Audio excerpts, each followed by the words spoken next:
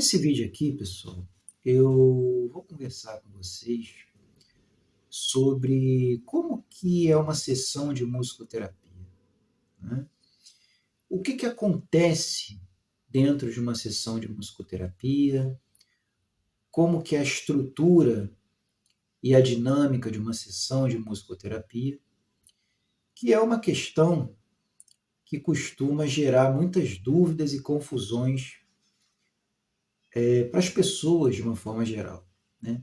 Tanto para as pessoas que não são da área, né, pessoas leigas, como profissionais de saúde de uma forma geral, né, incluindo aí psicólogos e até mesmo estudantes de musicoterapia ou pessoas que não têm muita experiência na área, como é o meu caso, por exemplo, né?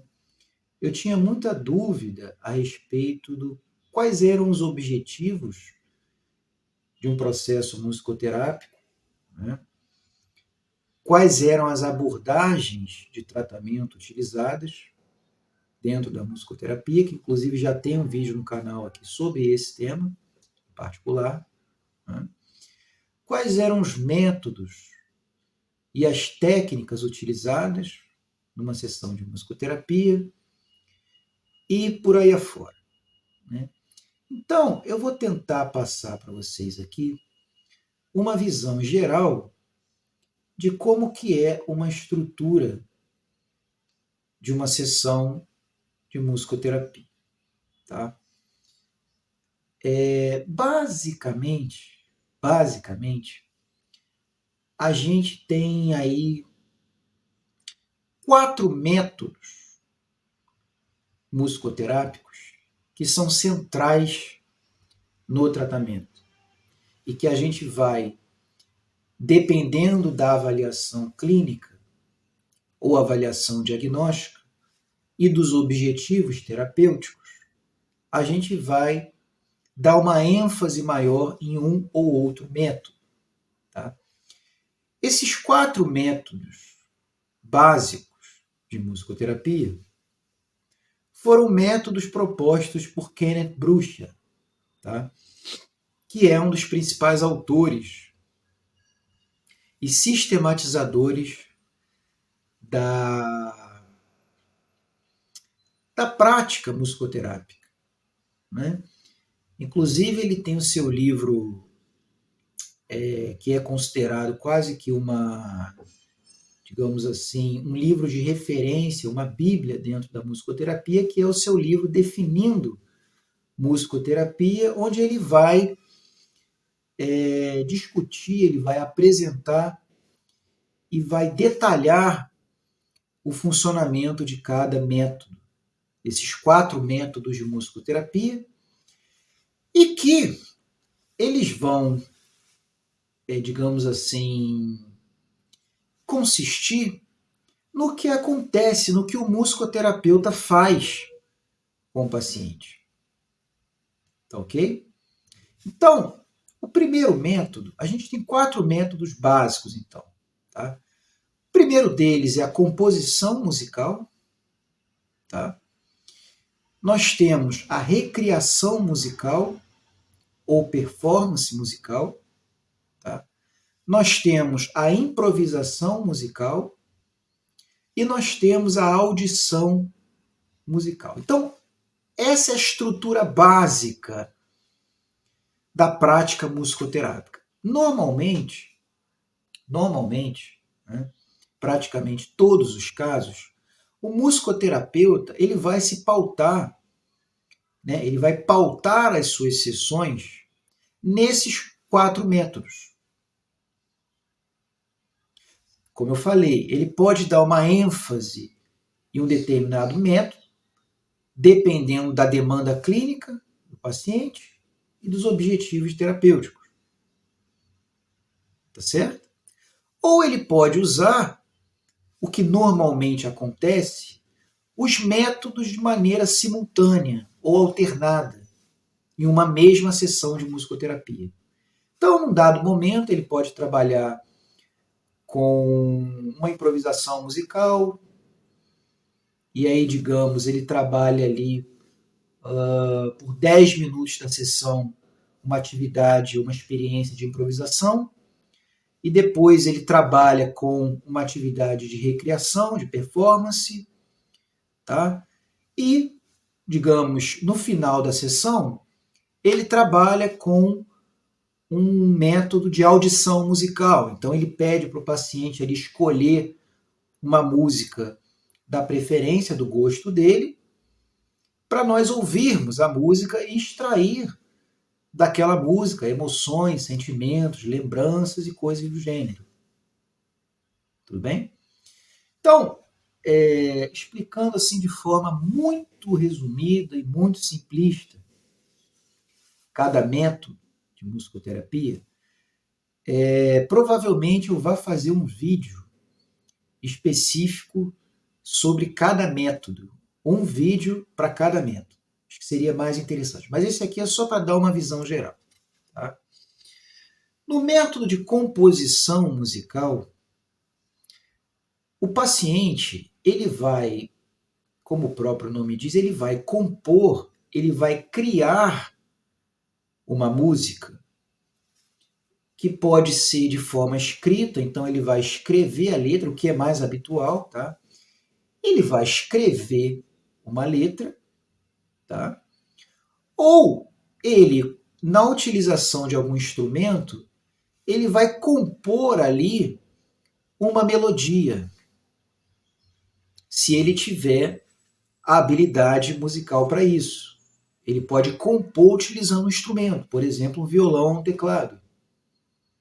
Tudo bem?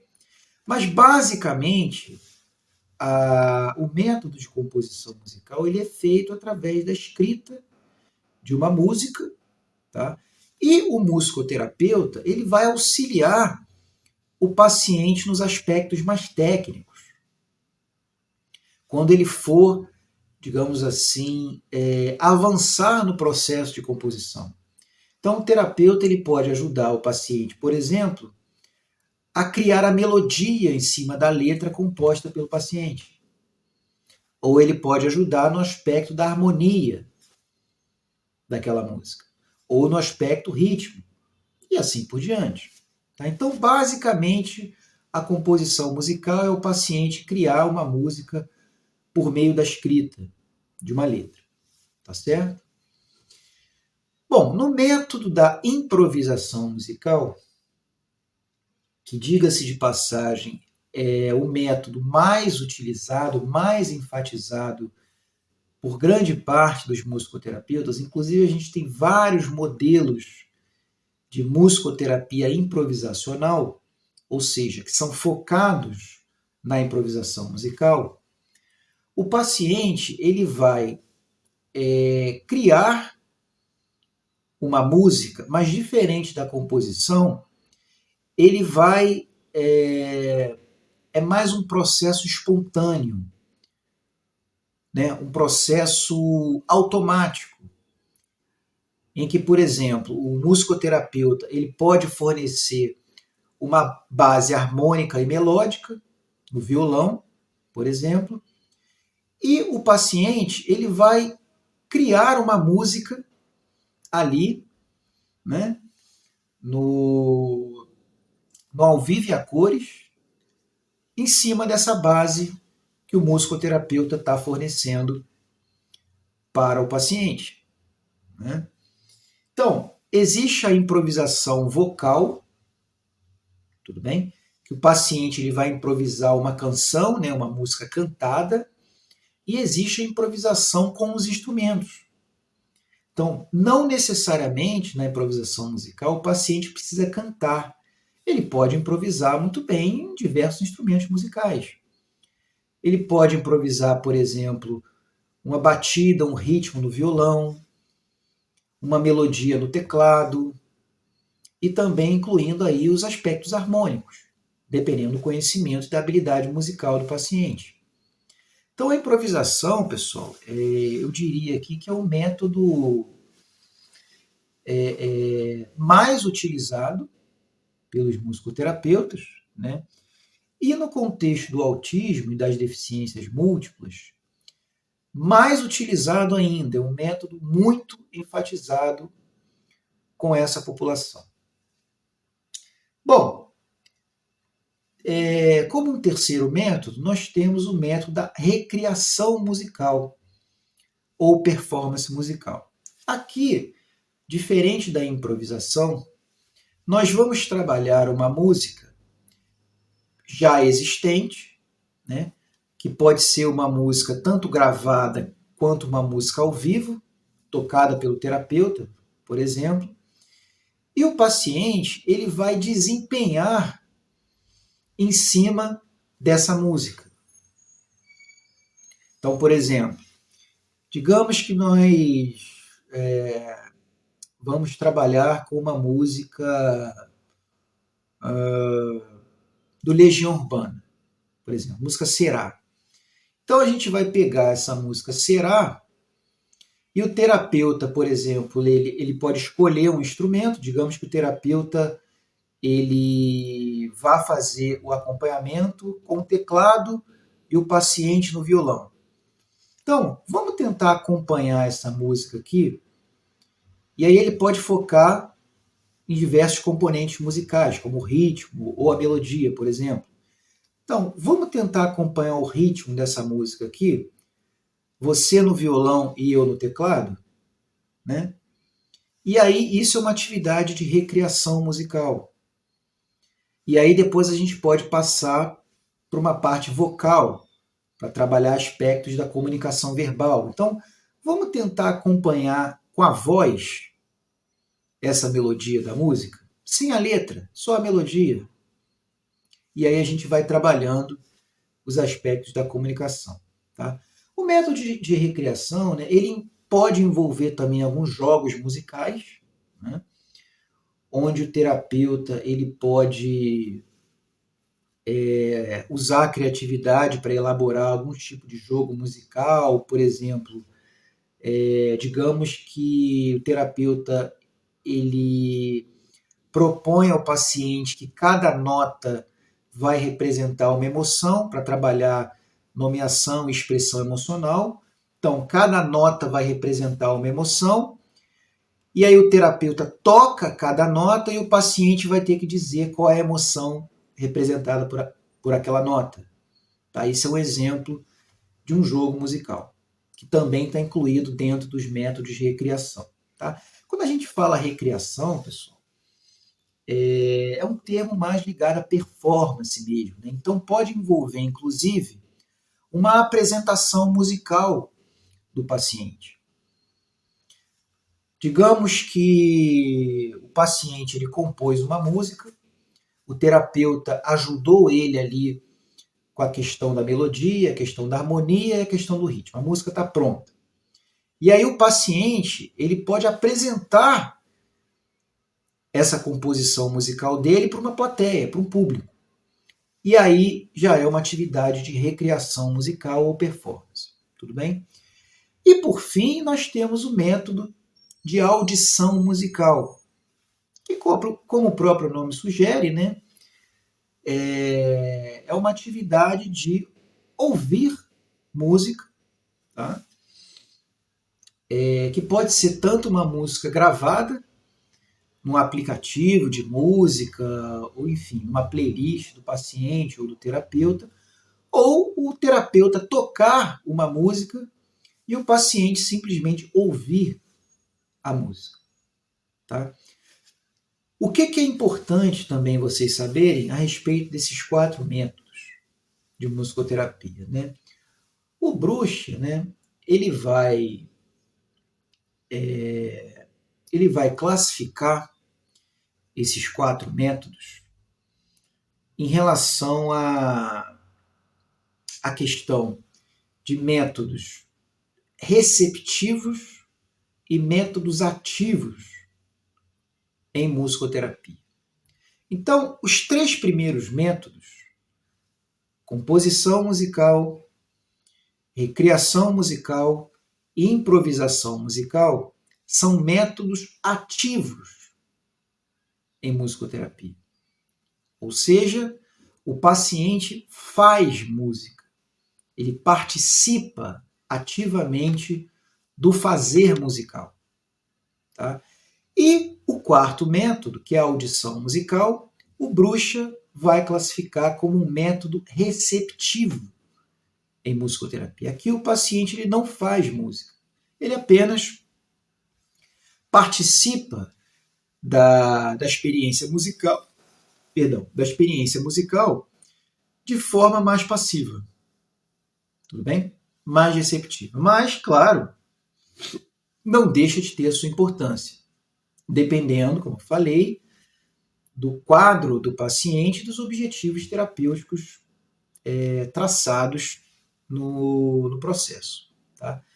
O Bruxa, né, ele nomeia mais precisamente esses 4 métodos, né, como as 4 experiências musicais que são utilizadas no processo de musicoterapia. Tá? Mas a gente pode chamar tanto de método quanto de experiência musical. Tá? Então, pessoal, resumidamente é isso. Tá? Basicamente é isso que acontece numa sessão de musicoterapia. Então, o paciente ele compõe, ele faz atividades de performance, ele improvisa músicas, ele ouve músicas, e isso pode envolver uma série de comportamentos musicais, como cantar, tocar instrumentos, dançar, que vai envolver a questão dos movimentos corporais, né?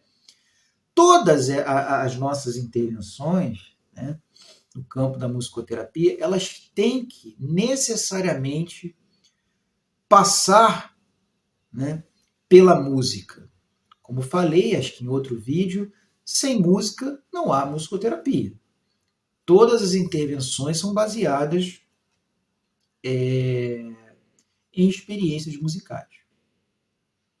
Então é isso, gente. Provavelmente eu devo fazer um vídeo futuramente aí, um vídeo explicando mais detalhadamente cada método desse. Espero que tenha sido útil esse vídeo, espero que vocês tenham compreendido. Tá? Como sempre, aqui no final dos vídeos eu deixo alguns recados.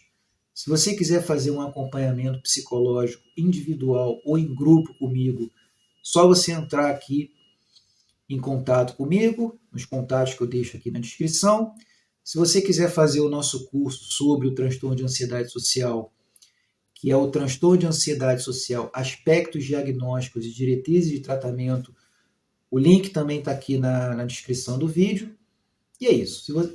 Se você gostou do vídeo, deixa o seu like. Se você não for inscrito no canal, se inscreva aqui no nosso canal. E é isso, gente. Um abraço e até o próximo vídeo.